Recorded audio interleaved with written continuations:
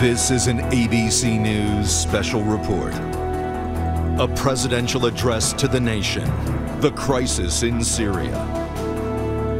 And a good evening to all of you. I'm Diane Sawyer. So glad you're with us tonight. It is a big night of high stakes on the world stage, and the situation is changing fast. President Obama is now just moments from speaking directly to the American people on Syria, on that threatened military strike by the U.S., and whether it's all changed tonight because a dictator may be backing down. Our ABC News Washington Post poll has shown that a majority of Americans tonight, 64%, oppose a U.S. strike on Syria. And so some questions. Is America safer now, and have the Russians really persuaded Syria to turn over their chemical weapons? So let's go straight to ABC's chief White House correspondent, Jonathan Karl, standing by at the White House. We're expecting the president any minute now. John. Diane, the president will make it clear in this speech that he is taking this Russian proposal to have the Syrians turn over their chemical weapons seriously, but I've got to tell you, they view it skeptically. The phrase here is trust but verify. In fact, just verify, because there's no real trust of the Syrians, or for that matter, the Russians. They're going to be talking about this a lot in the days ahead, talking with the Russians, talking, of course, with the European allies as well, John? That's right. As a matter of fact, Secretary of State Kerry will be talking to his Russian counterpart on Thursday. That's when we'll really see what this Russian plan is. And here now, heading into the East Room, the president speaking about Syria in the United States tonight. My fellow Americans, tonight I want to talk to you about Syria, why it matters, and where we go from here. Over the past 2 years, what began as a series of peaceful protests against the repressive regime of Bashar al-Assad has turned into a brutal civil war. Over 100,000 people have been killed. Millions have fled the country. In that time, America has worked with allies to provide humanitarian support, to help the moderate opposition, and to shape a political settlement. But I have resisted calls for military action, because we cannot resolve someone else's civil war through force, particularly after a decade of war in Iraq and Afghanistan. The situation profoundly changed, though, on August 21st, when Assad's government gassed to death over 1,000 people, including hundreds of children. The images from this massacre are sickening. Men, women, children lying in rows, killed by poison gas. Others foaming at the mouth, gasping for breath. A father clutching his dead children, imploring them to get up and walk. On that terrible night, the world saw in gruesome detail the terrible nature of chemical weapons and why the overwhelming majority of humanity has declared them off limits, a crime against humanity, and a violation of the laws of war. This was not always the case.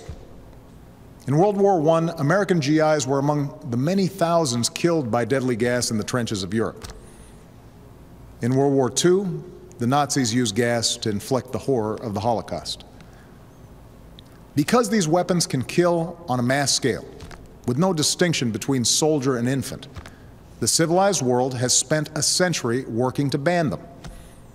And in 1997, the United States Senate overwhelmingly approved an international agreement prohibiting the use of chemical weapons, now joined by 189 governments that represent 98% of humanity.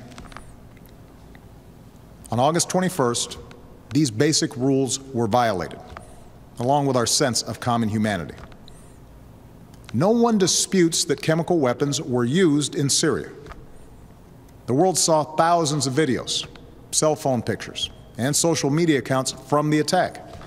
And humanitarian organizations told stories of hospitals packed with people who had symptoms of poison gas. Moreover, we know the Assad regime was responsible. In the days leading up to August 21st, we know that Assad's chemical weapons personnel prepared for an attack near an area where they mix sarin gas. They distributed gas masks to their troops. Then they fired rockets from a regime-controlled area into 11 neighborhoods that the regime has been trying to wipe clear of opposition forces. Shortly after those rockets landed, the gas spread, and hospitals filled with the dying and the wounded.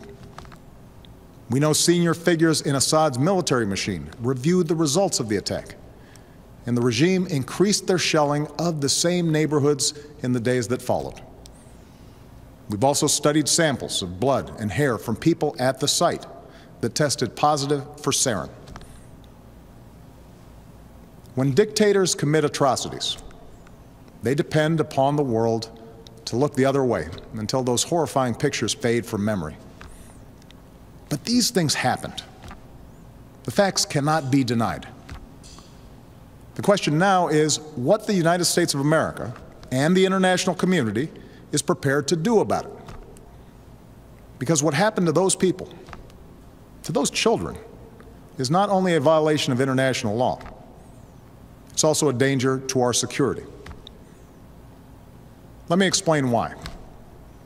If we fail to act, the Assad regime will see no reason to stop using chemical weapons.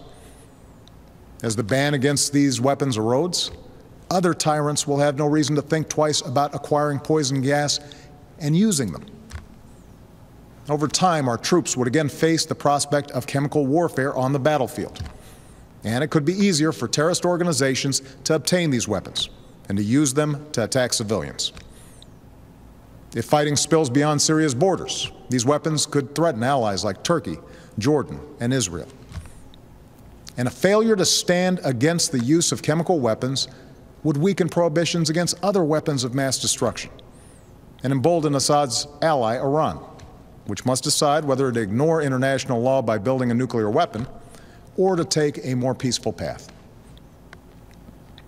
This is not a world we should accept. This is what's at stake. And that is why, after careful deliberation, I determined that it is in the national security interests of the United States to respond to the Assad regime's use of chemical weapons through a targeted military strike. The purpose of this strike would be to deter Assad from using chemical weapons, to degrade his regime's ability to use them, and to make clear to the world that we will not tolerate their use. That's my judgment as Commander-in-Chief. But I'm also the President of the world's oldest constitutional democracy. So even though I possess the authority to order military strikes, I believed it was right, in the absence of a direct or imminent threat to our security, to take this debate to Congress. I believe our democracy is stronger when the President acts with the support of Congress. And I believe that America acts more effectively abroad when we stand together. This is especially true after a decade that put more and more war-making power in the hands of the President and more burdens on the shoulders of our troops, while sidelining the people's representatives from the critical decisions about when we use force. Now, I know that after the terrible toll of Iraq and Afghanistan, the idea of any military action, no matter how limited, is not going to be popular. After all, I've spent 4.5 years working to end wars, not to start them. Our troops are out of Iraq. Our troops are coming home from Afghanistan. And I know Americans want all of us in Washington, especially me, to concentrate on the task of building our nation here at home, putting people back to work, educating our kids, growing our middle class. It's no wonder then that you're asking hard questions. So let me answer some of the most important questions that I've heard from members of Congress and that I've read in letters that you've sent to me. First, many of you have asked, won't this put us on a slippery slope to another war? One man wrote to me that we are still recovering from our involvement in Iraq. A veteran put it more bluntly. This nation is sick and tired of war. My answer is simple. I will not put American boots on the ground in Syria. I will not pursue an open-ended action like Iraq or Afghanistan. I will not pursue a prolonged air campaign like Libya or Kosovo. This would be a targeted strike to achieve a clear objective, deterring the use of chemical weapons and degrading Assad's capabilities. Others have asked whether it's worth acting if we don't take out Assad. As some members of Congress have said, there's no point in simply doing a pinprick strike in Syria. Let me make something clear. The United States military doesn't do pinpricks. Even a limited strike will send a message to Assad that no other nation can deliver. I don't think we should remove another dictator with force. We learned from Iraq that doing so makes us responsible for all that comes next. But a targeted strike can make Assad, or any other dictator, think twice before using chemical weapons. Other questions involve the dangers of retaliation. We don't dismiss any threats, but the Assad regime does not have the ability to seriously threaten our military. Any other retaliation they might seek is in line with threats that we face every day. Neither Assad nor his allies have any interest in escalation that would lead to his demise. And our ally Israel can defend itself with overwhelming force, as well as the unshakable support of the United States of America. Many of you have asked a broader question. Why should we get involved at all in a place that's so complicated and where, as one person wrote to me, those who come after Assad may be enemies of human rights? It's true that some of Assad's opponents are extremists, but al-Qaeda will only draw strength in a more chaotic Syria if people there see the world doing nothing to prevent innocent civilians from being gassed to death. The majority of the Syrian people and the Syrian opposition we work with just want to live in peace, with dignity and freedom. And the day after any military action, we would redouble our efforts to achieve a political solution that strengthens those who reject the forces of tyranny and extremism. Finally, many of you have asked, why not leave this to other countries or seek solutions short of force? As several people wrote to me, we should not be the world's policeman. I agree, and I have a deeply held preference for peaceful solutions. Over the last 2 years, my administration has tried diplomacy and sanctions, warnings and negotiations, but chemical weapons were still used by the Assad regime. However, over the last few days, we've seen some encouraging signs. In part because of the credible threat of U.S. military action, as well as constructive talks that I had with President Putin, the Russian government has indicated a willingness to join with the international community in pushing Assad to give up his chemical weapons. The Assad regime has now admitted that it has these weapons, and even said they joined the Chemical Weapons Convention, which prohibits their use. It's too early to tell whether this offer will succeed, and any agreement must verify that the Assad regime keeps its commitments. But this initiative has the potential to remove the threat of chemical weapons without the use of force, particularly because Russia is one of Assad's strongest allies. I have therefore asked the leaders of Congress to postpone a vote to authorize the use of force while we pursue this diplomatic path. I'm sending Secretary of State John Kerry to meet his Russian counterpart on Thursday, and I will continue my own discussions with President Putin. I've spoken to the leaders of two of our closest allies, France and the United Kingdom, and we will work together in consultation with Russia and China to put forward a resolution at the UN Security Council requiring Assad to give up his chemical weapons and to ultimately destroy them under international control. We'll also give UN inspectors the opportunity to report their findings about what happened on August 21st. And we will continue to rally support from allies from Europe to the Americas, from Asia to the Middle East, who agree on the need for action. Meanwhile, I've ordered our military to maintain their current posture, to keep the pressure on Assad, and to be in a position to respond if diplomacy fails. And tonight I give thanks again to our military and their families for their incredible strength and sacrifices. My fellow Americans, for nearly 7 decades, the United States has been the anchor of global security. This has meant doing more than forging international agreements. It has meant enforcing them. The burdens of leadership are often heavy, but the world's a better place because we have borne them. And so, to my friends on the right, I ask you to reconcile your commitment to America's military might with a failure to act when a cause is so plainly just. To my friends on the left, I ask you to reconcile your belief in freedom and dignity for all people with those images of children writhing in pain and going still on a cold hospital floor. For sometimes resolutions and statements of condemnation are simply not enough. Indeed, I'd ask every member of Congress and those of you watching at home tonight to view those videos of the attack and then ask, what kind of world will we live in if the United States of America sees a dictator brazenly violate international law with poison gas and we choose to look the other way? Franklin Roosevelt once said, "Our national determination to keep free of foreign wars and foreign entanglements cannot prevent us from feeling deep concern when ideals and principles that we have cherished are challenged." Our ideals and principles, as well as our national security, are at stake in Syria, along with our leadership of a world where we seek to ensure that the worst weapons will never be used.